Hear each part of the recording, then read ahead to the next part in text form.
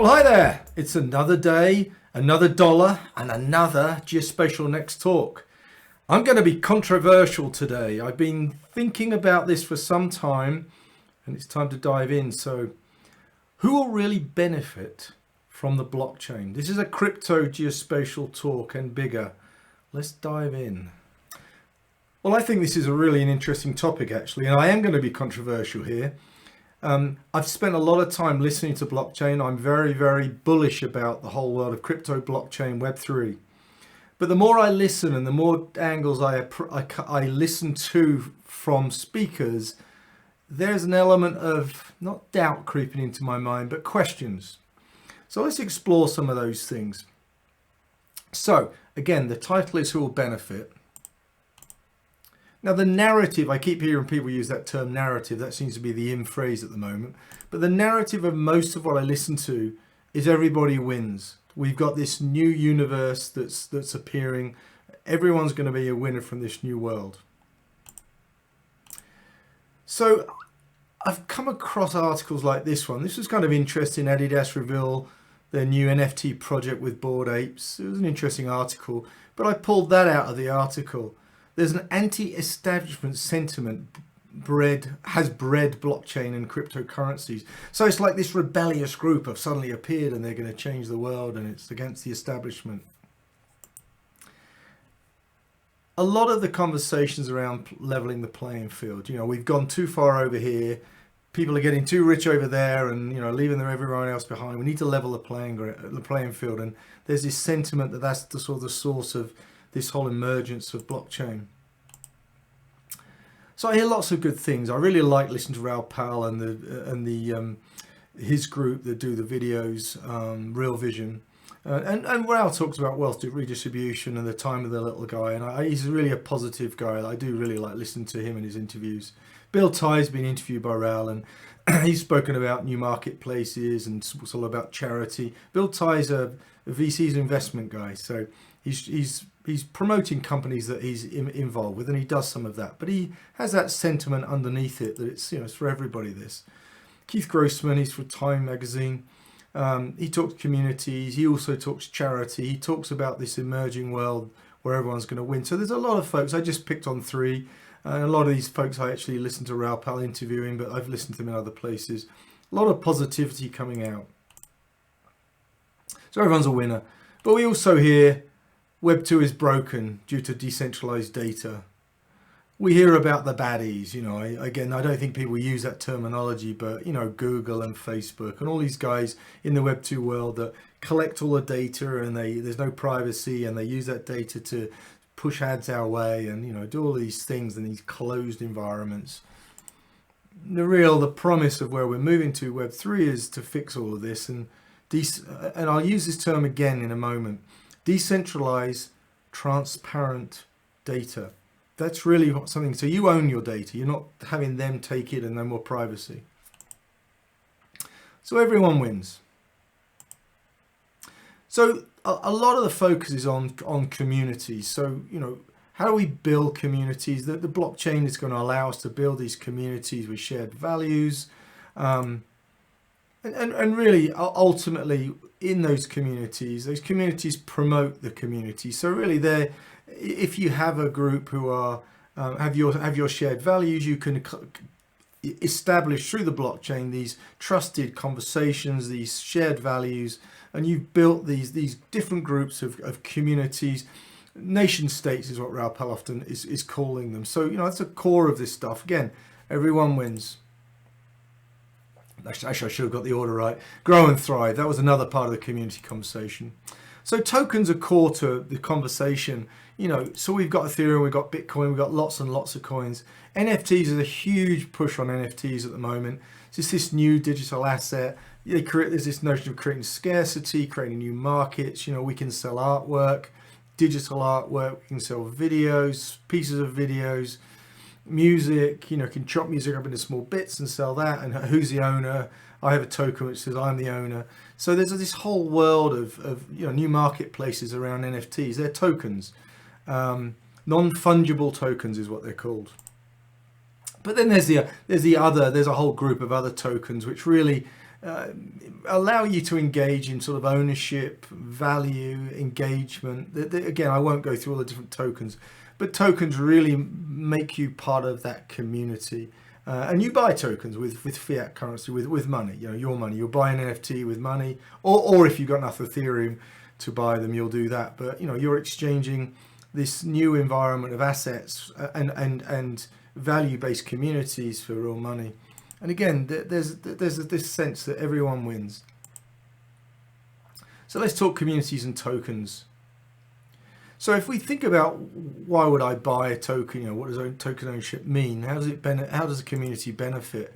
Well, the first thing is there's this notion of the price going up. So it kind of like equities, if you buy shares in a company, your hope is the shares will go up and you'll do well, and there's less than 50% of people in the US actually own equities. So tokens are a different way to engage, to actually become part of a community. Maybe it's built around a brand, maybe it's built around something else, but it brings you together, and the token's really the piece that bonds you. And your hope from a financial perspective is the community gets bigger and the token price goes up. So there's one benefit. But a critical part of the token notion, I mean, if we just had number one, might not just buy equities or just use fiat money. The bigger piece to the token world is that you get the various benefits, and you can. I've seen many interviews with people, and sometimes again it's that piece that's actually driven part of this conversation I'm having today here. There's lots of benefits to this. If you buy a token that a band have given out, then you'll get backroom access, backstage access to the band.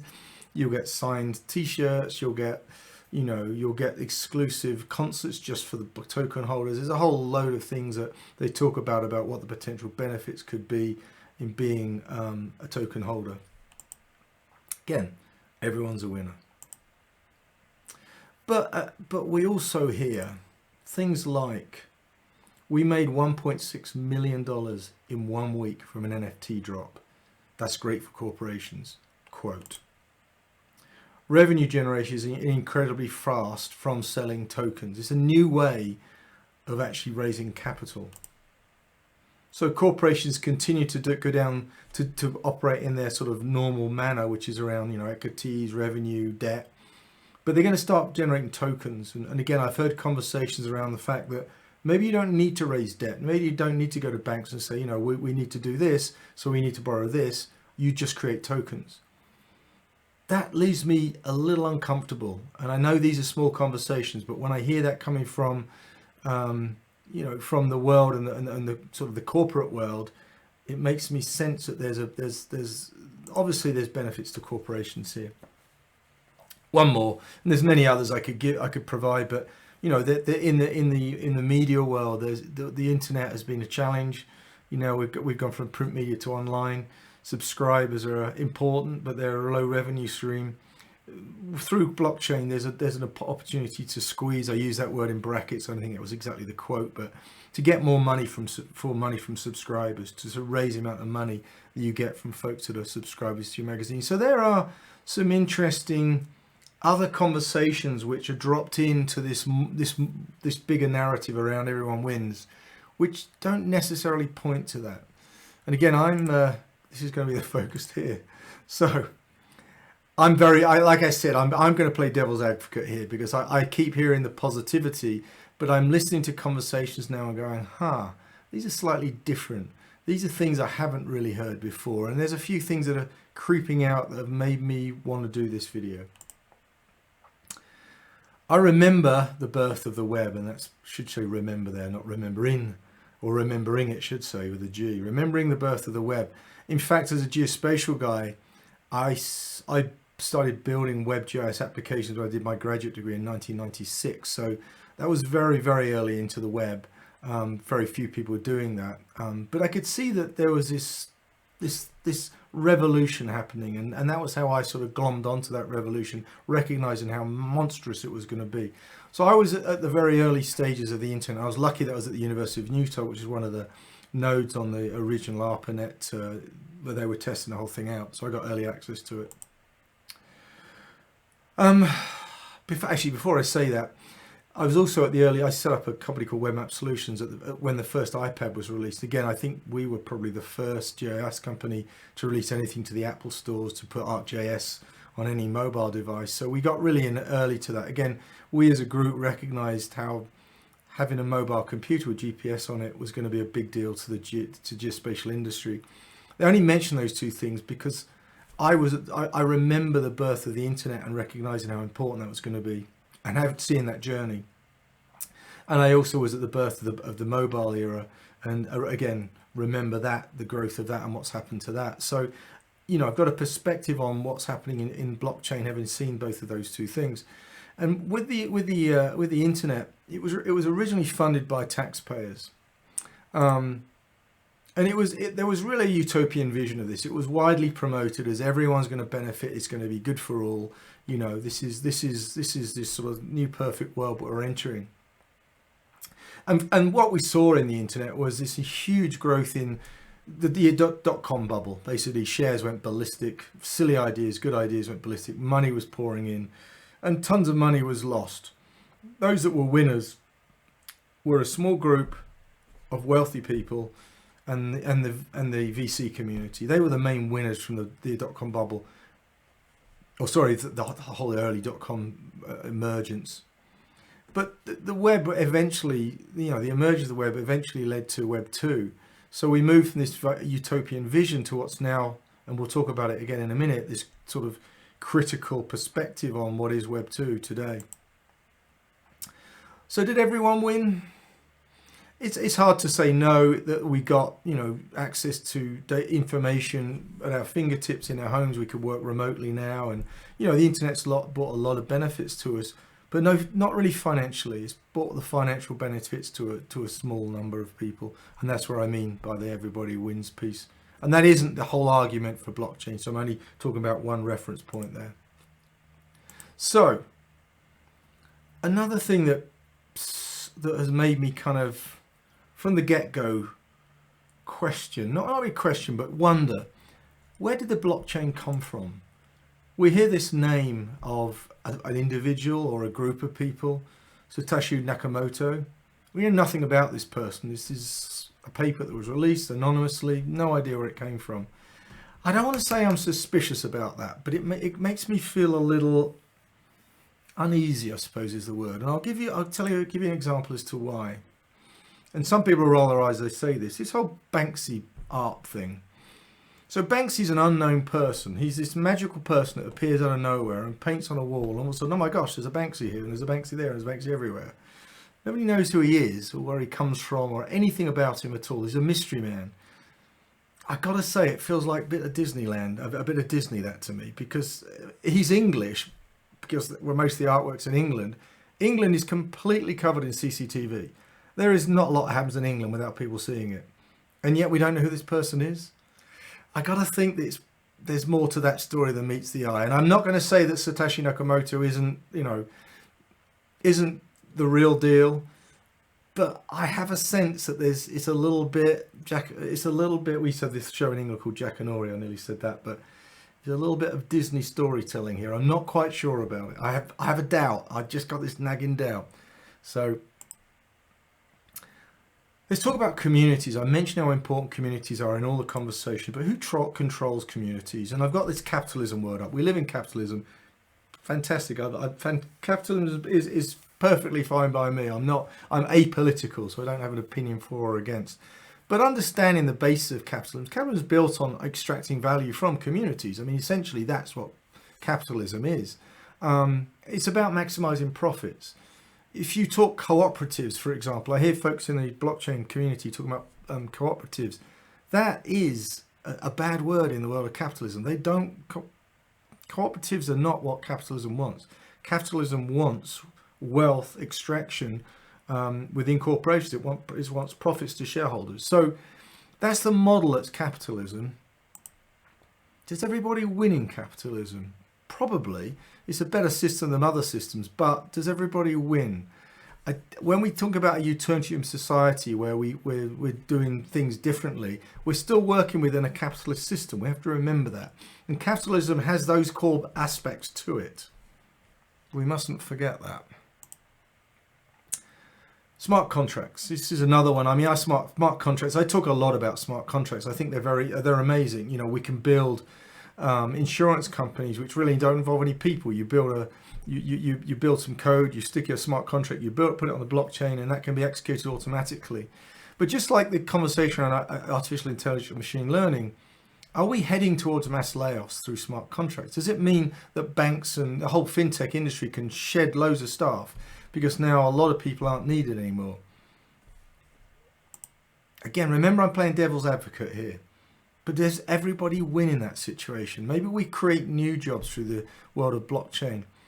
Maybe there's other ways we can solve this problem, but that's potentially a real problem if this comes about. Have we really thought that one through?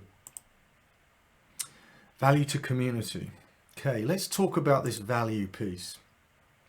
So I mentioned that there were two things that were beneficial to token holders. First of all, it's the increase in price of a token, or value of a token, and then the second thing is this shared value, this shared community where we all get a benefit from it, not just financial.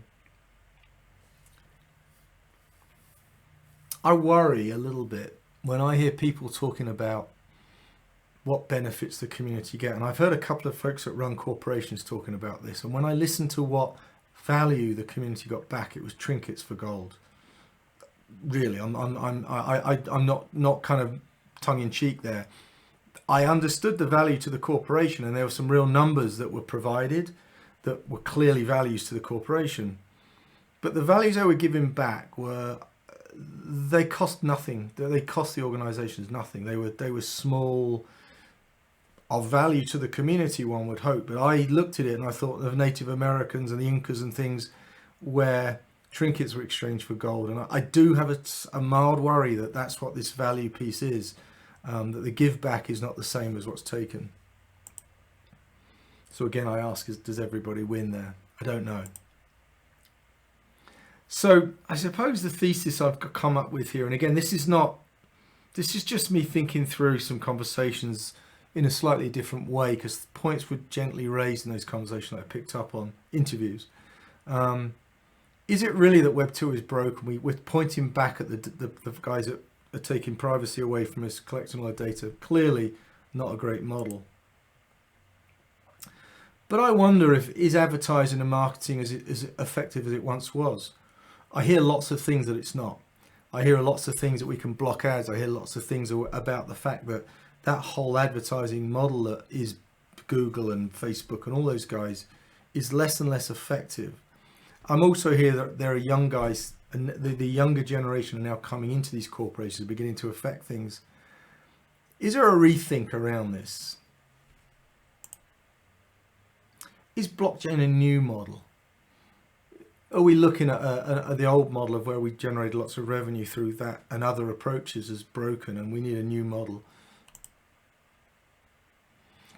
One thing that struck me, and I was reading about this the other day, is when we talk about decentralized, which is one of the fundamental pieces of blockchain, data becomes transparent in that world. So you can look at wallets, and again, I'm no expert on what can be done there, but potentially you could see what I bought, what I did, what I own in the blockchain, because there's a transparency piece there, and people can jump in here and tell me something different to this, but I think transparency is fantastic. But if transparency gives others a window into me as a new model to sell to me, I'm not sure I like that very much. So does everyone win? I don't know. Talk about the metaverse. The metaverse is a parallel world. I heard somebody talk about this the other day. We've got the real world and we've got the digital world. It's an asset sales greenfield. What do I mean by that? I mean that Times Square in New York is, and everything around it, the advertising, the buildings, the space there, everything is part of our real world, and it's incredibly expensive, and good luck buying an apartment in anywhere near that area. But the digital version of that in the metaverse is completely greenfield. How much is that worth as a digital version?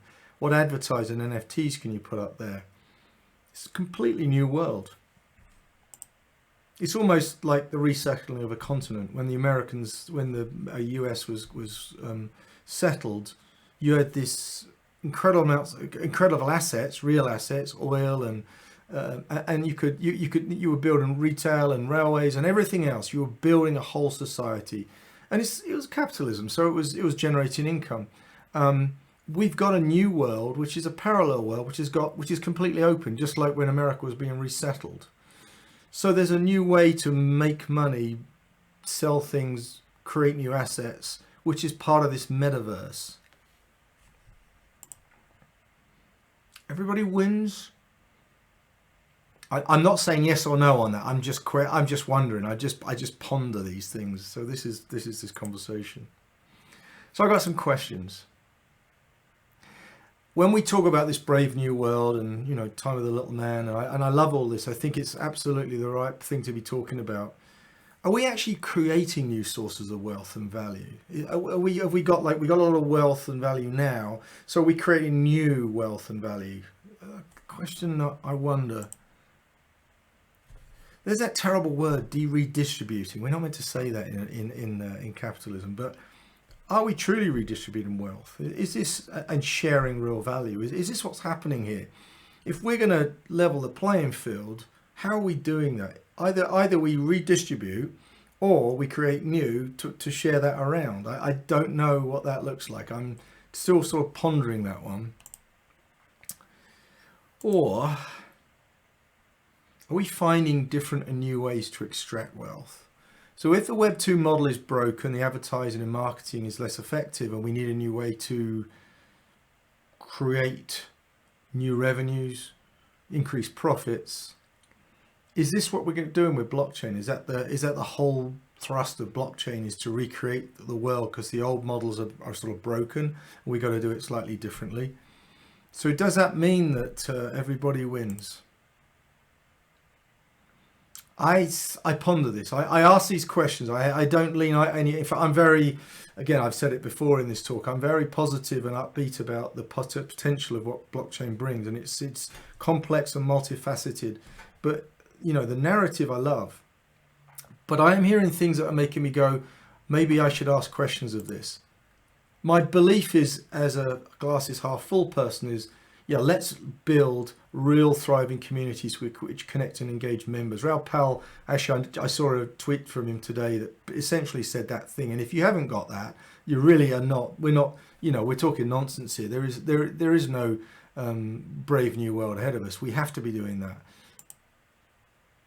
Let's share the benefits of being part of that community. That's both financial and values. Let's not just give trinkets away. You know, let's be truly part of a community where we believe in it. We are benefiting from it financially because we've got to pay our bills. And we have this community of shared values which are important to us, and we're getting things back that are important, not trinkets. So let's make it really important that let's change the world. Let's really make it a level playing field. These are the key components of what that needs to be. So yeah, I finish it just by saying, let's make sure everybody wins. I mean, we've got the opportunity here to do this. I want to make, in my dream, this is truly a revolution that we're experiencing now.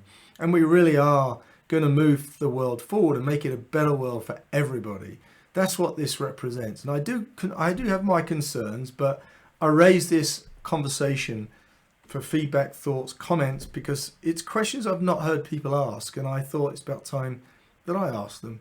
So anyway, heavy stuff, but hopefully you found that interesting. I wanted to raise some interesting conversations within this world of blockchain. And I know I haven't spoken much about geospatial, but geospatial is within this world. Geospatial will benefit from this whole world of blockchain. And I believe it's going to be a strong driver towards the growth of our industry if we do it right. Okay, thanks for watching. Thanks for joining us on the Spatial-Next channel. We're focused here on understanding the future of geospatial. That's both how we get to mainstream adoption of the technology and data, and how we start using blockchain and crypto to move things forward. Please feel free to subscribe to the channel, and we'll look forward to seeing you next time.